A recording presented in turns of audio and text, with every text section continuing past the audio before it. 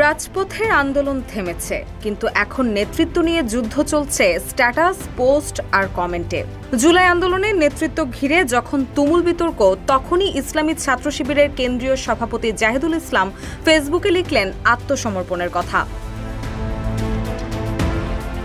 31 জুলাই রাতে নিজের verified Facebook পেজে দেওয়া এক স্ট্যাটাসে তিনি লিখেন, আল্লাহ যাকে ইচ্ছা সম্মানিত করেন, যাকে ইচ্ছা অপমানিত করেন।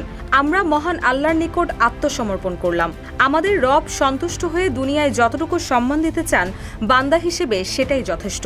তবে পৃথিবীর সবকিছুর বিনিময় হলেও তিনি যেন আখিরাতে আমাদের প্রতি সন্তুষ্ট থাকেন, জান্নাতে কবুল করেন, আমিন। এই স্ট্যাটাস আসে এক সংবেদনশীল সময়ে, যখন জুলাই বিপ্লব ঘিরে শিবির, বিএনপি এবং ছাত্র নেতাদের ভূমিকা নিয়ে চলছে তীব্র বিতর্ক। আর এর কেন্দ্রে রয়েছেন শিবির নেতা আবু সাদিক কায়েম। অভিযোগ উঠেছে তিনি নিজেকে ছাত্র শক্তির সমন্বয়ক পরিচয়ে তুলে ধরেন, যা মিথ্যাচার বলেই দাবি করেছেন জাতীয় নাগরিক পার্টির আহ্বায়ক নাহিদ ইসলাম। বান্ডেল থাকলে প্রতি সেনমানিতে টাকা বাঁচবে। বিকাশ সেনমানি বান্ডেল কিনে জিতুন প্রতি লেনদেনে। তিনি অভিযোগ করেন, শিবির নেতা সাদিক কায়েম একটি টক শোতে দাবি করেছেন ছাত্র শক্তির গঠন প্রক্রিয়ায় শিবির যুক্ত ছিল। শিবিরের নির্দেশনায় তারা কাজ করতেন, যা সম্পূর্ণ মিথ্যাচার। সাদিক বৈষম্যবিরোধী ছাত্র আন্দোলনের কোনো স্বীকৃত সমন্বয়ক ছিলেন না, অথচ 5 আগস্ট থেকে তিনি এই পরিচয় ব্যবহার করছেন।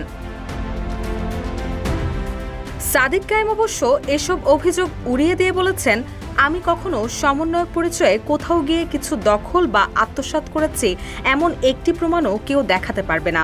অনুপস্থিত নেতৃত্বের সময় তিনি পরিস্থিতি সামলেছেন। 9 দফা কর্মসূচি বিতরণ থেকে শুরু করে মিডিয়ায় তথ্য পৌঁছানো সবই করেছেন দলের দায়িত্ববোধ থেকে।